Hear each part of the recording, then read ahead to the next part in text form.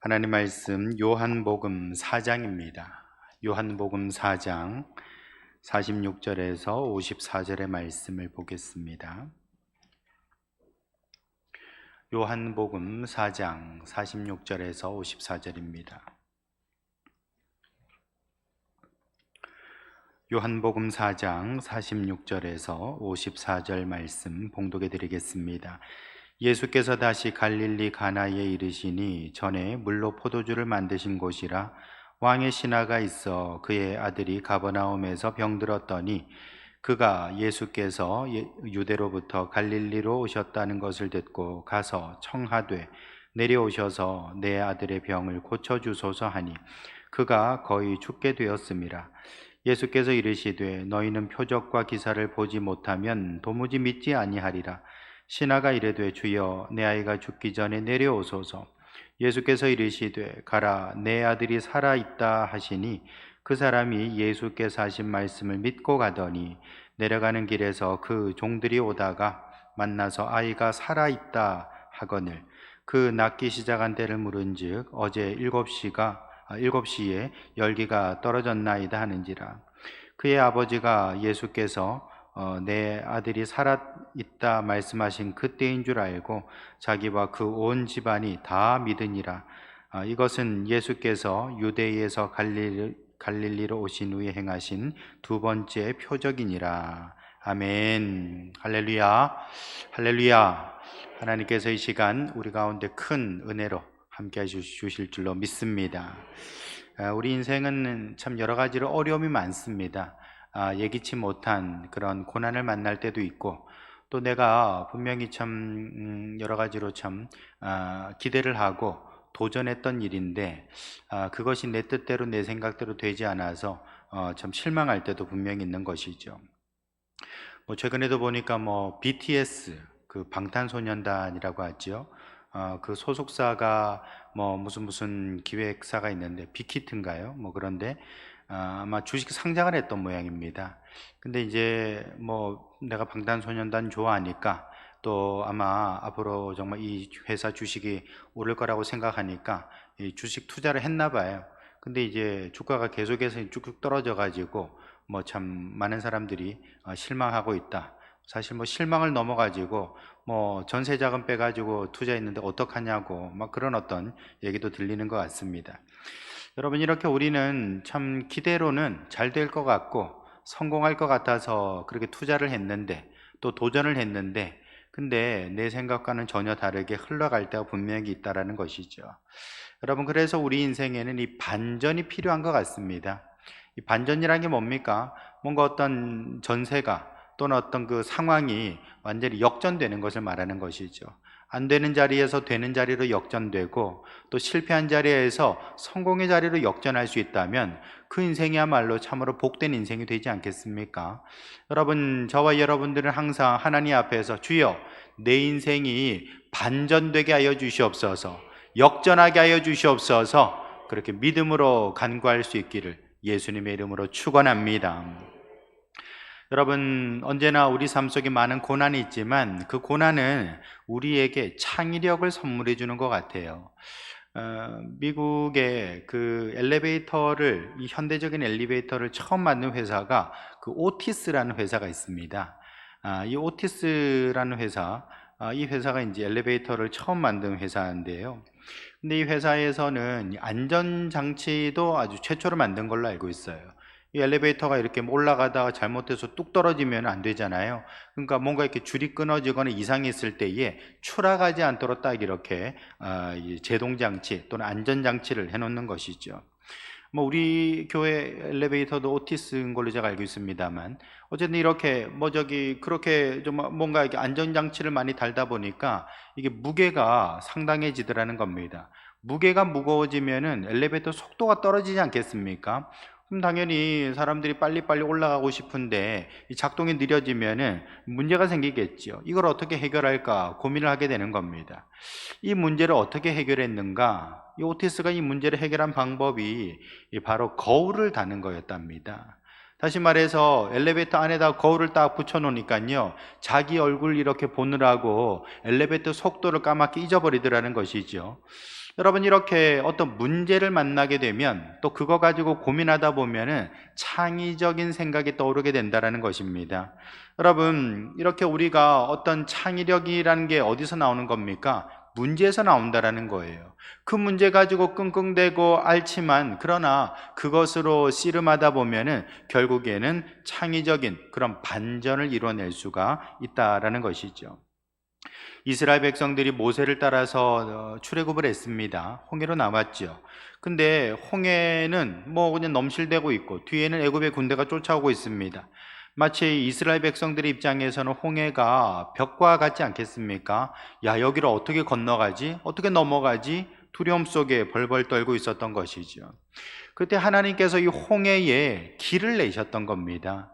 여러분, 어떻게 보면은 마치 다리를 놓은 것처럼 이스라엘 백성들을 건너가게 해주셨고요. 또 이 홍해가 이 벽을 딱 쌓으니까 결국에는 애굽의 군대가 추격하지 못하도록 보호막이 되었다라는 것이죠.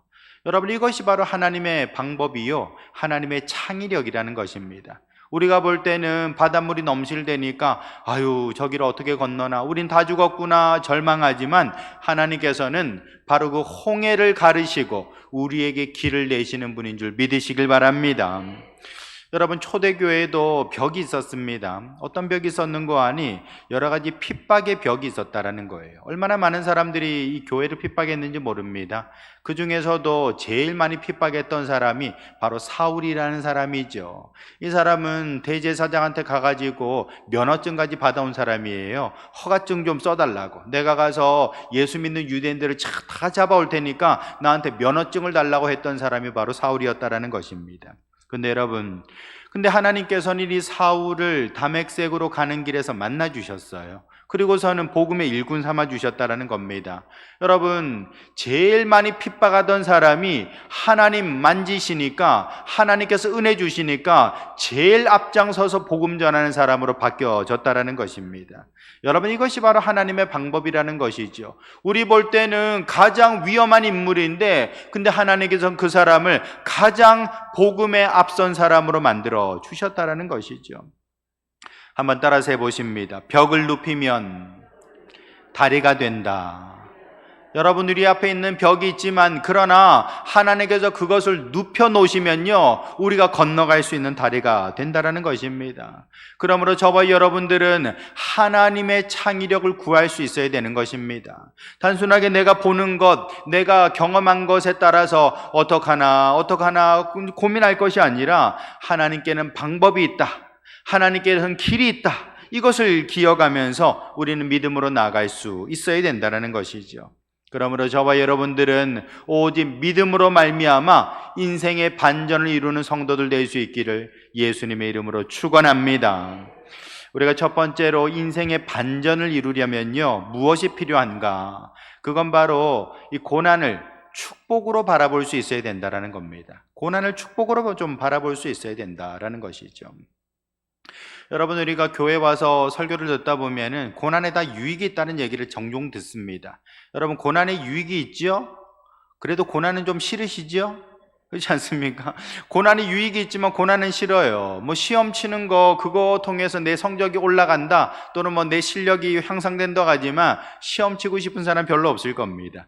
고난이 아무리 유익이 있어도, 그러나 고난 좋아할 사람은 없겠죠. 그러나 부정할 수 없는 사실은 고난 속에 유익이 있다, 고난 속에 은혜가 있다라는 것입니다.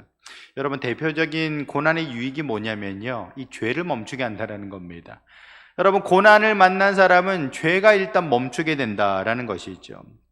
여러분, 고난을 당하면 힘이 없습니다. 뭐 일어날 힘도 없고, 어떤 때는 밥 먹을 힘도 없고, 사람 만나러 나갈 힘도 없게 되지요. 이 고난이 극심해지면요, 힘이 쭉 떨어지게 된다는 것이죠. 이렇게 힘이 없으니까 죄 지을 힘도 없는 거예요. 죄도 힘이 있어야 짓습니다. 죄 지어 보셔서 아시죠? 그렇지 않습니까? 죄도 좀 기운이 있어야 지을 수 있는 거예요. 그래야 뭐 나가 놀자, 뭐 저기 술 퍼마시자, 그렇게 죄 지러 가는데 기운이 없으면은 그것도 못 한다라는 것입니다. 근데 여러분, 이렇게 우리가 정말 어떤 고난을 만나게 되면 힘이 쭉 떨어져서 아무것도 할 수 없는데, 우리가 겨우 할 수 있는 게 뭡니까? 하나님 도와주세요, 하나님 살려주세요. 겨우 하나님 앞에 매달려 있는 거 그거밖에 할 수 없다라는 것입니다. 여러분, 이게 바로 고난의 유익이라는 거예요. 여러분, 조지 팍스라는 사람이 있는데요, 이 사람 뭐라 그랬는고 하니 마귀도 병들면 천사 된다라고 했습니다. 마귀도 병들면 천사 된다라고 했어요. 그 말인즉슨 우리가 그냥 뭐 건강할 때, 생생할 때, 돈 많을 때, 뭐 그럴 때는 죄 짓느라고 너무너무 바쁘잖아요. 그런데 내가 연약해지고 내가 부족해지고 내가 여러 가지 어려움을 당하게 되면은 온순해지고 그렇게 하나님 찾게 된다, 뭐 그런 얘기를 우회적으로 들려주고 있는 것이죠. 여러분, 우리가 최근에 이제 이 코로나 때문에 참 몇 달 동안 어려움을 겪고 있고 또 여러 가지로 힘든 일도 많이 있습니다. 많은 분들이 답답해 하시고 뭐 우울증이 찾아온다는 분도 계시고 또 물질적으로 경제적으로 손해를 보는 일도 많이 있는 것이죠. 근데 여러분, 우리가 냉정하게 놓고 보면은 물론 잃은 것도 많고 손해본 것도 분명히 있습니다. 그러나 유익이 없다라고 말할 수는 또 없을 거예요. 우리가 이 코로나 사태를 통해서 또 얻은 것, 깨달은 것도 분명히 있을 거라는 것입니다. 뭐 어떤 분은 그런 말씀도 하시더라고요. 이 코로나로 밖에 나가지도 못하고 애들도 집에 있으니까 요리 솜씨가 좋아졌다, 뭐 그렇게 말씀하시는 분도 계시더라고요. 뭐 그것도 따지고 보면 유익일 수도 있겠지요. 여러분, 이렇게 우리가 어떤 쪽으로 이 세상을 보느냐에 따라서 세상은 각기 다른 모습을 우리에게 보여줍니다. 부정적인 생각, 믿음 없는 생각, 여러 가지 불만과 짜증으로 세상을 바라보게 되면은 그런 어떤 모습의 세상이 우리에게 나타나게 되는 거지만, 믿음의 생각, 긍정의 생각, 정말 감사하는 마음으로 세상을 바라보게 되면은 또 하나님이 주시는 그 은혜를 발견하게 되는 줄 믿으시길 바랍니다. 여러분, 이스라엘 백성들이 나라가 망했잖아요. 남유다가 망함으로써 이제 이스라엘은 역사 속에서 끝나버리고 말았었죠. 근데 이렇게 바벨론으로 포로로 잡혀갔는데, 근데 역대하 26장, 역대기의 마지막 장이 36장이거든요. 근데 역대하 36장 21절에 보시면 이렇게 돼 있습니다. 이에 토지가 황폐하여 땅이 안식년을 누림같이 70년을 지냈다라고 됐어요. 그럼 무슨 얘기인가 하니, 지금 농사질 사람들이 다 잡혀갔잖아요. 아무도 경작할 사람이 없는 겁니다. 빈 땅으로 남겨진 거예요. 그랬더니만 그 토지가 황폐해지긴 했는데 그 땅이 마치 안식년을 누리는 것처럼 그렇게 70년을 지나게 됐다라는 것입니다. 여러분, 사람들 다 잡혀갔어요. 바벨론에 잡혀갔습니다. 그런데 그 땅은 남아서 이제 좀 쉬게 되는 겁니다. 70년 쉬면서 장차 70년 뒤에 이제 그 후손들이 돌아올 때에 풍요로운 그런 어떤 열매를 맺을 거라고, 그렇게 땅은 안식년에 들어가게 되었다라는 것이죠. 여러분, 우리 이스라엘 율법에는 7년마다 안식년을 두도록 돼 있잖아요. 이 땅을 쉬도록 했습니다. 6년을 경작하고 한 해를 또 쉬도록 하는 거, 그래야만 땅도 좀 쉬고 기운을 차려가지고 열매를 맺게 된다는 겁니다. 그게 하나님의 법이었거든요. 자, 그런데 하나님께서 이렇게 이 바벨론에 이스라엘 백성들을 포로로 잡아가시니까 그 땅이 쉬게 되었다. 물론 당장은 나라가 망했구나 눈물 짓겠지만, 하나님께서는 그 뒤편에서 또 다른 열매를 준비하시고 또 다른 세월을 만들어 가시고 그렇게 메시아의 오심을 준비하고 계셨다라는 것을 볼 수 있는 것입니다. 그러므로 우리가 한쪽 면만 보면서 이렇게 정말 뭔가 제대로 안 되고 있구나, 어렵고 힘들구나 생각할 필요가 없다라는 겁니다. 다른 편에서는 새로운 길이 열리고 새로운 문이 열리고 새로운 일들이 펼쳐지고 있다라는 사실을 여러분, 저와 여러분들은 믿음 안에서 고백하며 감사할 수 있기를 예수님의 이름으로 축원합니다. 여러분, 우리가 참으로 이 고난을 이겨내기 위해서는 창의적인 생각이 필요합니다. 자, 그런데 이 창의력이라는 게 어디서 나오는가? 참 재밌게도요, 우리의 뇌가 심심하면 창의적이 된답니다. 뇌가 심심할 때 창의적이 된다는 거예요. 여러분, 우리의 뇌는 언제나 그렇습니다. 지금의 여러 가지 경험들이 있잖아요. 그런 걸 가지고 이 고정관념이라고 하죠. 그런 어떤 방식으로 이렇게 대응하고 이렇게 대처를 하게 마련입니다. 어떤 문제가 생기면 이건 이렇게 하면 돼, 바로바로 나오죠. 왜요? 뇌가 그런 식으로 형성이 돼 있다는 거예요. 자, 그런데 이 뇌를 좀 뜯어 고치고 뇌를 좀 바꿔가지고 좀 리모델링을 하고 싶잖아요. 그때 필요한 게 뭐냐? 심심함이 필요하다라는 것입니다. 여러분, 심심하면은 뇌가 이 시냅스를 만들어내고 새로운 형태로 변화되기 시작한다라는 것이죠. 우리 아이들이 집에 있다 보면은 엄마 심심해요, 아빠 심심해요 할 때 있잖아요.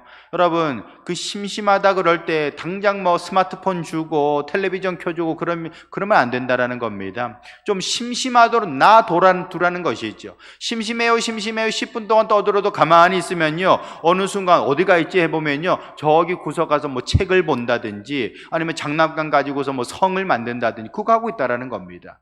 왜냐하면 뇌는 심심함을 못 찾기 때문에 이것을 어떻게 극복해내지 고민하기 시작하고 방법을 찾아낸다라는 것이죠. 그래서 우리가 아이들이 심심하다 그러면 좀 참으시고, 우리 아이의 뇌가 창의적으로 바뀌어가고 있구나, 그렇게 생각하셔도 됩니다. 아이들이 심심하다 그래가지고 전혀 죄책감 가질 필요가 전혀 없다라는 것이죠. 여러분, 우리가 살아가면서 만나는 고난도 마찬가지입니다. 우리의 삶 속에 고난이 참 없으면 좋겠지만 왜 없겠습니까? 여러 가지 고난이 있어요. 그런데 이 고난 때문에 우리는 창의적인 사람이 되고요, 여기서 창의적이라는 것은 곧 믿음이라고 말해도 되는 겁니다. 우리는 고난 때문에 비로소 믿음의 사람이 되는 줄 믿으시길 바랍니다. 여러분, 여러 종교들이 있지요. 근데 이 종교들마다 다 이 고난을 대처하는 방법들이 다릅니다. 여러분, 불교 같은 경우에는 열반을 얘기합니다. 열반이란 게 뭐냐면요, 우리 여기 촛불이 켜져 있잖아요. 하고 끄는 게 열반입니다. 말 그대로 이 불교에서는 이 고난을, 이 고통을 어떻게 없애는 거 아니, 나라는 존재가 사라져버림으로써 고난에서 탈출할 수 있다. 그게 본래 불교의 가르침입니다. 소승불교의 가르침이 그래요. 그리고 또 이슬람교에서는요, 여러분, 인샬라란 말 혹시 들어보셨습니까? 알라신의 뜻이란 뜻입니다. 인샬라. 이 사람들은 좋은 일이 있어도 인샬라, 나쁜 일이 있어도 인샬라라고 얘기를 해요. 여러분, 이것은 운명론이죠. 모든 걸 이거 다 이제 알라신이 그렇게 한 거니까 어쩔 수 없다, 받아들인다라는 것입니다. 또 세상 사람들은 그냥 쾌락주의에 빠질 수도 있겠죠. 술이며 여러 가지 중독에 빠져서 그리고 고통을 잊으려고 합니다. 하지만 기독교는요, 좀 다릅니다. 기독교는 이 고통, 이 고난 자체를 하나님의 섭리라고 바라봐요. 다시 말해서 내 삶에 왜 고통이 있는가, 내 삶에 왜 고난이 있는가, 이건 하나님께서 어떤 일을 이루시기 위해서, 그 목적을 달성하기 위해서 나에게 고난을 주신 거다라고 말한다라는 것입니다. 여러분, 우리가 도자기를 하나 구워내려고 해도요, 가마에 한번 들어갔다 나와야 되는 것 아니겠습니까? 그 불가마에 한번 들어갔다 나와야만 영롱한 빛을 내는 도자기가 되는 것처럼, 여러분, 이렇게 우리의 삶이 왜 고난 속에 들어가는가, 그건 바로 하나님의 섭리를 이루기 위해서, 하나님의 뜻을 이루기 위해서라고 말하고 있다는 것이죠. 그러므로 여러분, 우리가 고난을 만날 때에 이제부터는 이 고난에 대한 관점을 좀 다르게 만들 수 있어야 된다는 거예요.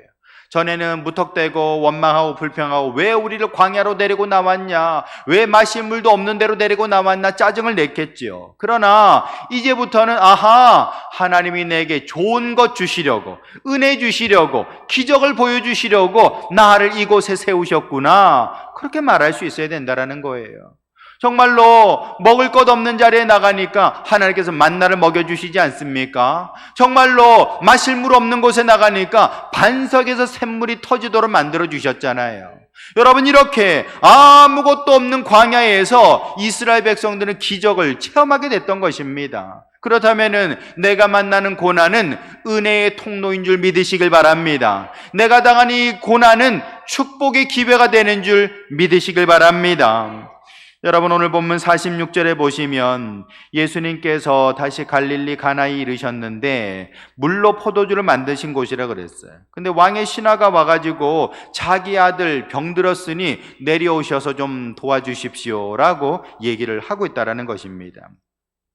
여러분, 왕의 신하면은 굉장히 자리가 높은 사람 아니겠습니까? 권력자지요. 요즘도 이렇게 청와대 수석도 아니고 행정관 정도만 돼도 육군 참모총장 오라가라 하면서 이렇게 위세를 부리지 않습니까? 그런데 여기는 왕의 신하라 그랬어요. 얼마나 위세가 대단한 사람입니까? 이 사람이 예수님께 나올 이유가 있습니까? 아무것도 없는 것이지요. 오직 하나, 자기 아들이 죽어간다는 그것 때문에 예수님 앞에 나와서 정말 나를 좀 도와달라고, 우리 아들 좀 고쳐달라고 그렇게 머리를 조아리고 있는 것입니다. 여러분, 한마디로 말해서 이 왕의 신하는요, 정말 아들이 아프다라는 고난 때문에, 그 고난 때문에 예수님께 나온 사람이 되었다라는 것입니다. 오늘 말씀 끝에도 보면은 53절에 온 집안이 다 믿었다라고 하지 않습니까? 여러분, 그 아들이 아픈 거, 병들어서 고난당하는 것을 통하여서 결국에는 그 집안이 구원을 받게 되었다라는 것이지요. 고난 속에는 이유가 있는 줄 믿으시길 바랍니다. 고난을 지나고 나면 하나님의 더 큰 축복과 은혜가 기다리고 있는 줄 믿으시길 바랍니다. 여러분, 자니 에렉슨이라는 그 여사가 있는데요. 이분이 젊은 시절에 이렇게 그 다이빙을 잘못해가지고 이제 전신마비가 된 겁니다. 그렇게 이제 살아가다가, 근데 하나님께서 그에게 은혜를 주시고 함께 주셔서 나중에는 라디오 진행자까지 할 수 있도록 그렇게 인도하셨는데, 그 에렉슨 여사가 뭐라고 얘기를 하는 거 아니? 하나님께서는 우리에게 고난을 허락하신다. 왜냐하면 그 고난을 통하여서 우리를 더욱더 복된 사람으로 만들기 위해서 고난을 허락하신다라는 것입니다. 여러분, 이렇게 다른 종교에서는 고난을 도망가고 운명론으로 받아들이고 아니면 다른 것 쾌락에 빠져들고 하지만, 여러분, 기독교는 그렇지 않습니다. 고난을 통하여서 하나님의 선한 뜻이 있고 또 특별한 목적이 있다라고 받아들인다라는 것이죠. 그러므로 저와 여러분들은 고난을 만날 때에 내가 달라져야겠구나, 내가 하나님 앞에서 더욱더 성장하는 사람, 변화받는 사람 되겠구나, 그렇게 생각할 수 있어야 된다라는 거예요. 유진 피터슨이란 목사님이 계신데요, 이분이 뭐라고 그랬는고 하니, 이분이 기도에 관한 책을 쓰신 아주 영성 신학자거든요. 근데 이분이 했던 말이 뭐냐면은, 기도는 우리가 하나님 앞에 뭘 달라고 하는 게 아니라 사실은 기도는 내 존재의 변화를 위해서 하는 거라고 했어요. 다시 말해서 우리가 기도하면 기도할수록 내 믿음이 자라가고 내 인격이 변화되고 하나님과 더욱더 친밀한 사람으로 달라지게 된다는 것입니다. 여러분, 이렇게 우리는 참 고난 때문에 울 때도 있고 기도할 때 있고 정말 하나님 앞에 간구합니다. 그걸 통하여 나 자신이 달라지고 변화될 수 있다는 것입니다. 시편 119편 75절에 보시면, 주께서 나를 괴롭게 하심은 성실하심 때문이라 라고 했습니다. 여러분, 이 말이 참 재미있죠. 주께서 나를 괴롭게 하심은 성실하심 때문이다. 무슨 성실 때문입니까? 나를 사랑하시고 나를 성장시키시고 나에게 더욱더 좋은 복을 주시고자 하시는 그 정말 하나님의 애틋한 마음 때문에 우리를 정말 괴롭게 하기도 하고 그렇게 고난 속으로 인도하신다는 것입니다. 그러므로 성도 여러분, 저와 여러분들은 고난 속에 하나님의 은혜가 있고 사랑이 있고 축복이 있음을 기억하면서 감사하며 나아갈 수 있는 성도들 될 수 있기를 예수님의 이름으로 축원합니다. 두 번째로, 우리가 하나님 앞에서 참으로 변화된 인생 되려면요, 진짜 문제가 곧 연약한 나의 믿음이다라는 것을 잘 깨달아야 할 것입니다. 문제는 고난이 아니라 연약한 내 믿음이 문제다라는 것이죠. 여러분, 지금 이 왕의 신하가 이 가버나움에서 왔다 그랬어요. 예수님은 가나에 계시죠. 가버나움에서 가나까지는 한 34km 정도가 떨어져 있습니다. 근데 이 34km, 요즘에야 자동차 타면 1시간 정도면 충분히 갈 수 있겠지만, 그러나 여러분, 이 시절에는 좀 하루 꼬박 또는 이틀 정도를 걸쳐서 이렇게 가야 되는 것 아니겠습니까? 이것을 보면 정말 부모의 마음이죠. 지금 아들이 죽어가니까 아들 살리려고 그렇게 정말 먼 길을 마다하지 않고 예수님께 나왔던 것입니다. 근데 여러분, 이 고난이 결국에는 이 예수님께로 찾아오게 만들었다라는 것입니다. 여러분, 만약에 이 사람은 왕의 신하로서 아들이 아프지 않았다면 굳이 예수님 찾아올 이유가 없겠지요. 뭐하러 그 갈릴리의 시골뜨기 청년을 뭐하러 만나러 왔겠습니까? 그러나 이 아들이 죽어가기 때문에 그 애틋한 마음을 가지고 예수님이 능력 있다고 하니, 전에 들어보니까 물로 포도주를 만들었다고 하니 내가 가서 한번 만나봐야겠다, 부탁드려봐야겠다, 찾아오게 됐다라는 것입니다. 여러분, 이것은 참 귀한 일이죠. 귀한 결단입니다. 자, 그런데 역시나 이 사람도 예수님 아직은 잘 몰라요. 예수님이 어떤 분인지 분명히 알지 못하고 있다는 것입니다. 우리 47절에 보시면 그가 예수께서 유대로부터 갈릴리로 오셨다는 것을 듣고 가서 청하되 내려오셔서 내 아들의 병을 고쳐주소서라고 얘기를 했어요. 그가 거의 죽게 되었다라고 얘기를 또 덧붙이고 있습니다. 다 죽어가니까 얼른 지금 가버나움 우리 집으로 좀 오셔가지고 좀 내 아들 살려주십시오라고 얘기를 하고 있습니다. 그리고 또 한마디 덧붙입니다. 49절에 보시면 신하가 이르되 주여 내 아이가 죽기 전에 내려오소서라고 했어요. 내 아이가 죽기 전에 내려오셔서. 여러분, 당연하죠. 아들이 죽기 전에 빨리 예수님 오셔가지고 우리 아들 정말 만져주시든지 기도해 주시든지 어떻게 좀 고쳐달라고 얘기를 하고 있는 것입니다. 죽기 전에 얼마 안 남았습니다. 이 아이의 생명이 얼마 안 남았습니다. 빨리 좀 오셔가지고 내려오셔서 내 아들을 좀 고쳐주소서라고 얘기를 하고 있어요. 여러분, 우리가 여기서 분명히 한 가지 봐야 될 것은 내 아이가 죽기 전에라는 것입니다. 여러분, 이것은 이 부모의 마음이고 또 우리 모두의 마음일 것입니다. 근데 여러분, 우리가 분명히 알아야 될 것이 있습니다. 우리 예수님은 어떤 분이십니까? 여러분, 우리 예수님은요, 죽은 자도 살리시는 분인 줄 믿으시길 바랍니다. 여러분, 요한복음 11장 25절에 분명히 선언하고 계시죠. 나는 부활이요 생명이니 나를 믿는 자는 죽어도 살겠고 라고 했어요. 죽어도 살겠고. 지금 이 왕의 신하는요, 자기 아들이 죽기 전에 빨리 내려오소서라고 얘기하지만 우리 예수님은 죽기 전에도 살릴 수 있는 분이시지만 죽었다 하더라도 다시 살리시는 분인 줄 믿으시길 바랍니다. 왜냐하면 우리 예수님이 부활이요 생명이시기 때문에 그런 것이죠. 그러므로 여러분, 우리 생각에는 내가 정말 이렇게 됐을 때 예수님이 이렇게 해주셔야 되는데 왜 안 될꼬 그런 답답한 마음을 가지겠지만 여러분, 우린 그거 내가 하나님의 섭리를 다 몰라서 그런 겁니다. 이 고난 뒤에 어떤 은혜가 펼쳐질지, 어떤 축복이 펼쳐질지 그걸 잘 모르기 때문에 나는 지금 팔딱팔딱 거리면서 안 되면 안 되는데 꼭 돼야 되는데 그러고 있다라는 것이죠. 여러분, 어느 길이 더 복된 길인지 아무도 모르는 것입니다. 여러분, 예수님께서는 무덤에 들어간 나사로도 건져내시지 않습니까? 살려내셨던 거예요. 여러분, 이렇게 예수님은 죽은 자도 살리시는 분인데 이 왕의 신하, 이 병든 아들의 아버지는 죽기 전에 내려오소서라고 얘기하고 있다는 것이죠. 우리 믿음의 어떤 한계, 우리 믿음의 부족함을 이렇게 보여주고 있는 것이죠. 여러분, 48절 말씀 보시면은 예수님 말씀하십니다. 예수께서 이르시되 너희는 표적과 기사를 보지 못하면 도무지 믿지 아니하리라 라고 했습니다.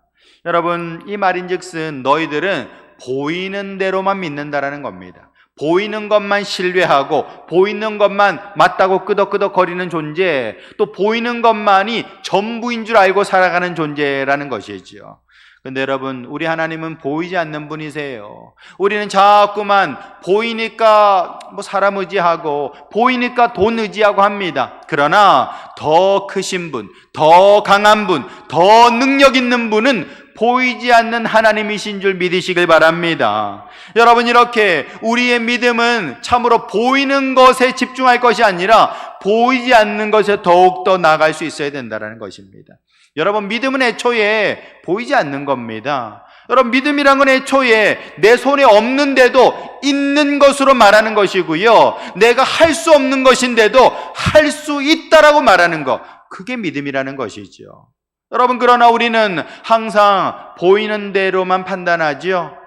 다른 사람들도 다 못했으니까 당연히 나도 안 되겠지. 내가 전에 해본 적이 없으니까, 또 전에 실패했으니까 당연히 못할 거야. 그것이 우리의 생각이고, 그것을 지금 너희는 표적과 기사를 보지 못하면 도무지 믿지 아니하는 존재들이다, 그렇게 일갈하고 계시다라는 것이죠. 여러분, 신앙이라는 것은 내 수준을 초월하는 겁니다.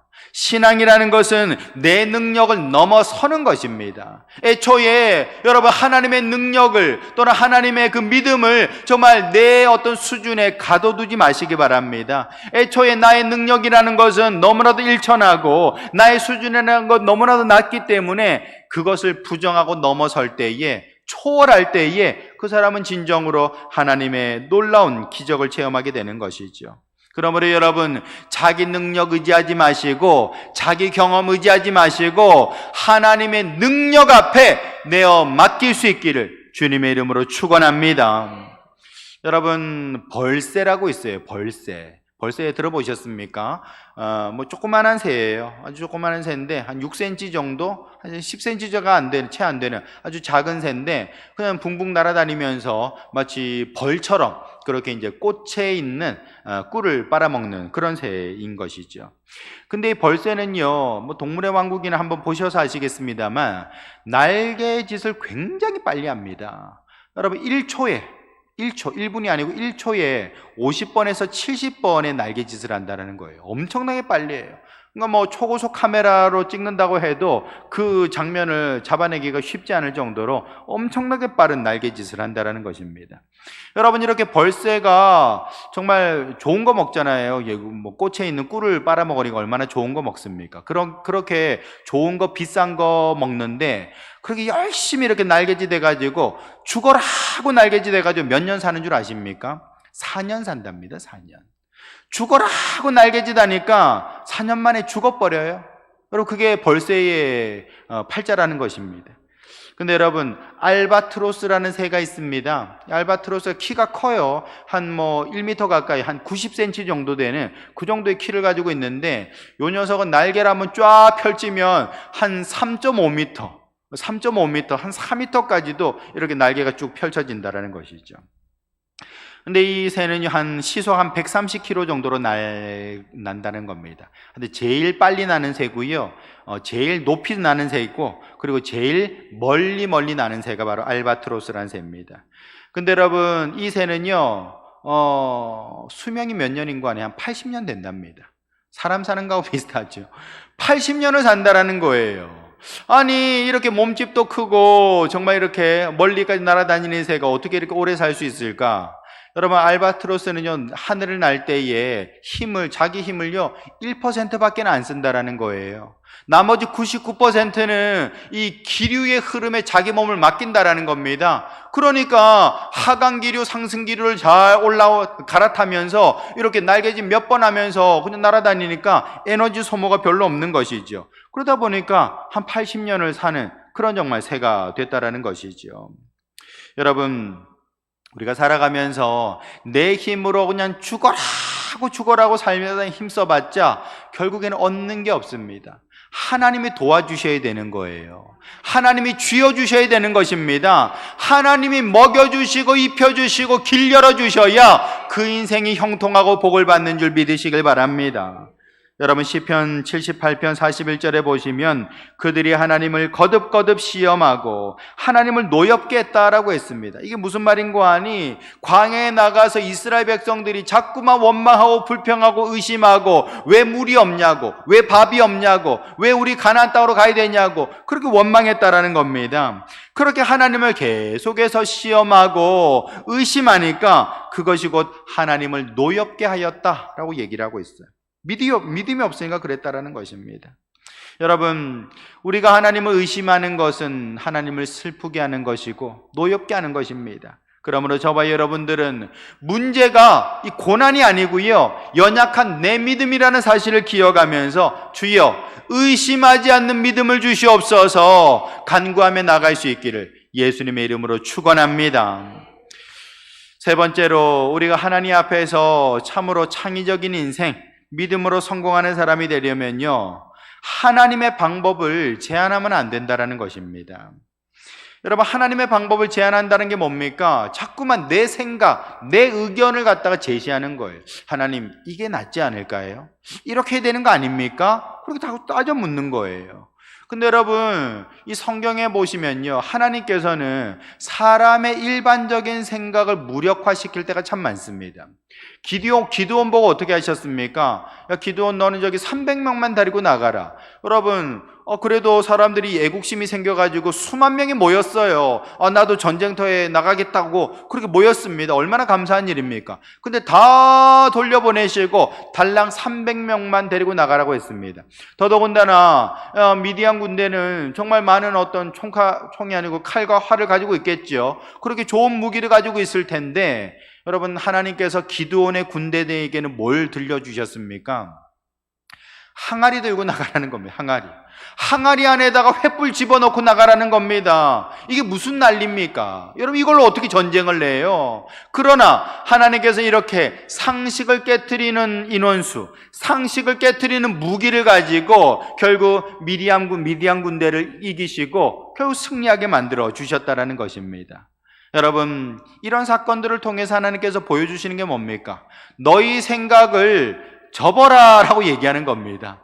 너희 생각을 접어라. 내 방법대로 할 테니 너희 생각을 아예 접어라 라고 얘기를 하시는 거예요. 여러분, 그러므로 저와 여러분들은 하나님 앞에서 자꾸만 내 생각 가지고 내 방법 가지고 거들지 마시고 하나님의 뜻이 무엇입니까? 하나님의 방법대로 인도하소서 내어 맡기는 사람들 될 수 있기를 축원합니다. 여러분, 하나님께서는 우리를 말문을 닫게 하실 때가 있어요. 그 말인즉슨 우리가 참으로 어떤 내 생각, 내 방법 가지고 하나님 앞에서 이러쿵저러쿵 훈수두지 말라는 것입니다. 왜냐하면 방해만 되니까요. 여러분, 자꾸만 하나님이 다 생각이 있고 계획이 있는데 옆에서 자꾸만 훈수두면 되겠습니까? 안 되는 것이죠. 방해만 되는 거예요.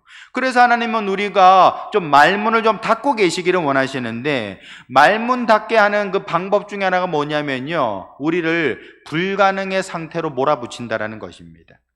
여러분, 야이로의 딸을 야이로가 저기 회당장 아닙니까? 이 사람도 이게 딸이 병들어가지고 예수님께 찾아왔습니다. 그럴 때에 예수님 갔는데 죽었어요. 죽어가지고 사람들이 뭐라고 하는 거니 막 울면서 통곡하면서 당신의 딸이 죽었다고, 더 이상 저 선생님을 괴롭게 안 해드려도 됩니다 라고 얘기합니다. 괴롭게 안 해드려도 된다는 말은 예수님 굳이 오실 필요 없다라는 겁니다. 이미 다 끝났으니까, 이제는 더 이상 불가능한 상태가 돼버렸으니까 예수님 오실 필요가 없습니다 라고 말하고 있다라는 거예요. 여러분, 그때 예수님 뭐라고 하십니까? 죽은 게 아니고 잔다라고 했습니다. 잔다. 여러분, 사람들이 막 떠들고 난리가 났죠. 비웃고 난리가 났습니다. 근데 예수님은 다 그들을 내보내시고서는 결국에는 소녀야 일어나라, 달리다굼 하시면서 그 손을 잡아 일으키셨다라는 것입니다. 여러분, 우리 예수님의 방법에는요, 사람들의 훈수가 필요 없는 겁니다. 아마 예수님 생각하셨겠죠. 살아있을 때 살리는 것보다야, 그죠? 살아있을 때 병을 고쳐주는 것보다야 죽었을 때 살아났다면 더 극적이고 더 많은 사람들이 놀라지 않겠습니까? 여러 가지 생각이 계셨겠죠. 그래서 그랬는지 우리 예수님은 이 딸이 죽었을 때 내가 살리리라 정하셨어요. 하나님의 뜻인 겁니다. 그러면 하나님의 뜻대로 행하시는 것이지 사람들이 오라 가라 한다고 되는 게 아니라는 것이죠. 우리 생각을 자꾸만 하나님 앞에 강요해서는 안 된다라는 것입니다. 그러므로 저와 여러분들은 오직 하나님의 방법대로 하시도록 오직 바라보며 정말 기다릴 수 있어야 된다라는 것이죠. 제자들도 밤새도록 그물질했는데 아무것도 잡은 게 없었거든요. 그때 예수님께서 말씀하십니다. 너희 뭐 좀 잡은 거 있냐? 없습니다. 그러면 배 오른편에 그물을 던져봐라 라고 얘기를 했어요. 여러분, 갈릴리의 베테랑 어부들 아닙니까? 말도 안 되는 소리지요. 밤새도록 고기가 없었는데 어떻게 고기를 잡습니까? 그런데 그 말씀에 순종하니까, 예수님의 방법대로 순종하니까 엄청나게 많은 고기를 올릴 수가 있게 된 것이죠. 여러분, 이것을 통해서 우리가 기억해야 될 것이 무엇입니까? 그것은 바로 하나님께서는 내 방법으로 하시는 것이 아니라 당신의 방법대로 일하신다라는 것입니다. 이것 때문에 결국에는 하나님께서 아브라함을 100세의 아들을 주셨어요.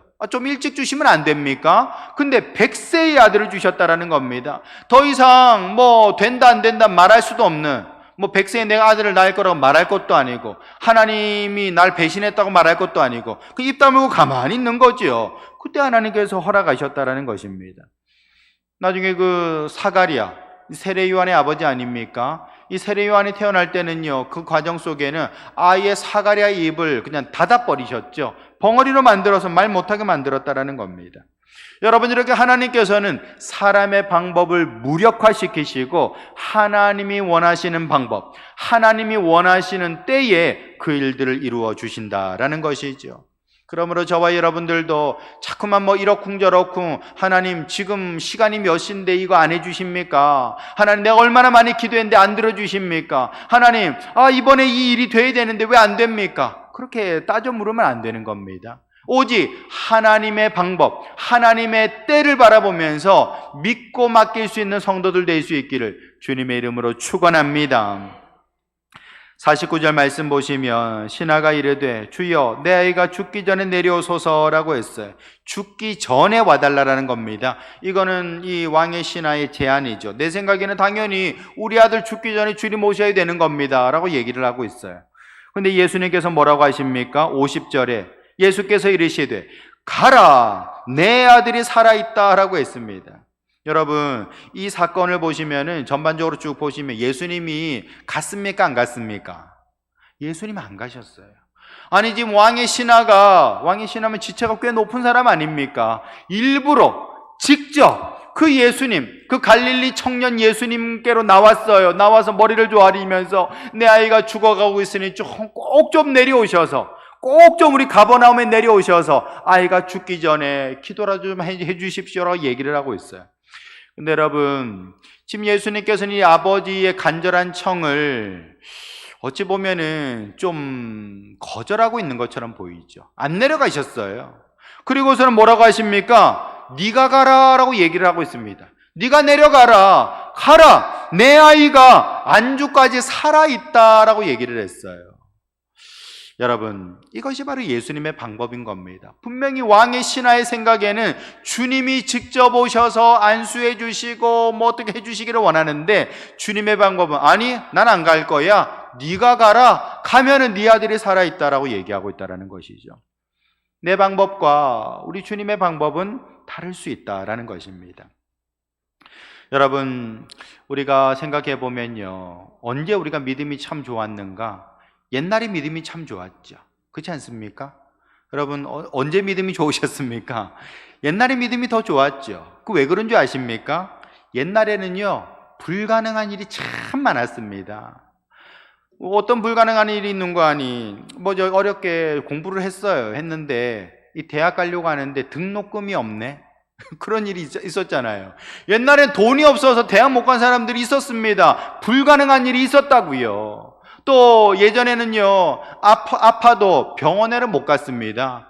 병원을 어떻게 갑니까? 돈이 없는데 어떻게 병원 갑니까? 가면은 분명히 수술하게 될 거고, 수술하면은 큰 돈 들고 뻔히 보이는데 어떻게 병원을 가요? 못 가는 거죠. 앓다 그냥 죽는 거 아니겠습니까?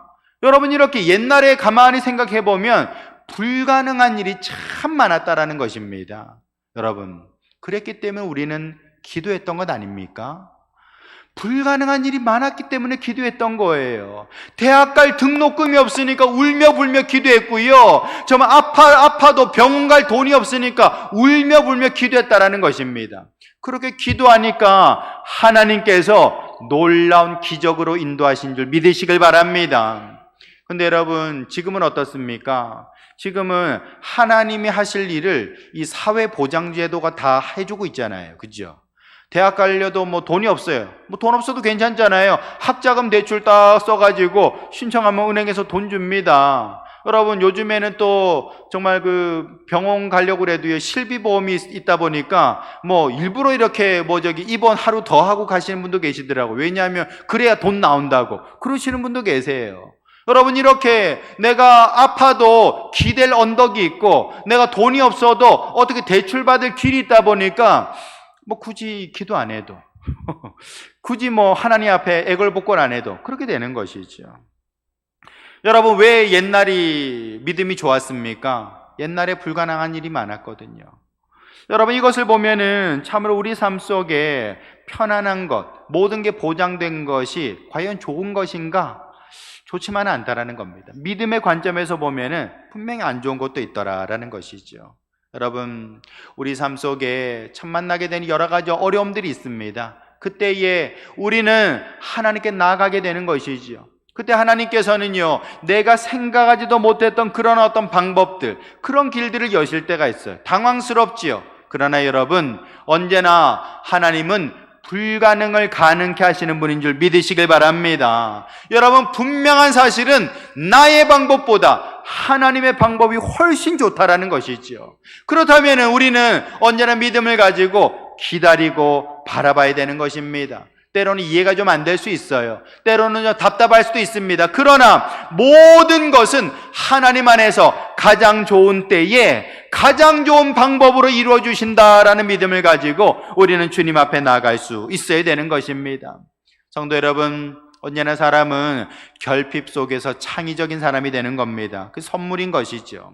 결핍이 창의력을 선물해 줍니다. 마찬가지로 고난이 우리에게 믿음을 선물한다는 사실을 기억하시면서 우리 삶 속에 만나는 이러저러한 고난 속에도 좌절하지 마시고 한숨만 쉬고 계시지 마시고 주님께 더욱더 믿음을 구하시며 주께로 더욱더 가까이 나아가는 우리 성도들 될 수 있기를 예수님의 이름으로 축원합니다.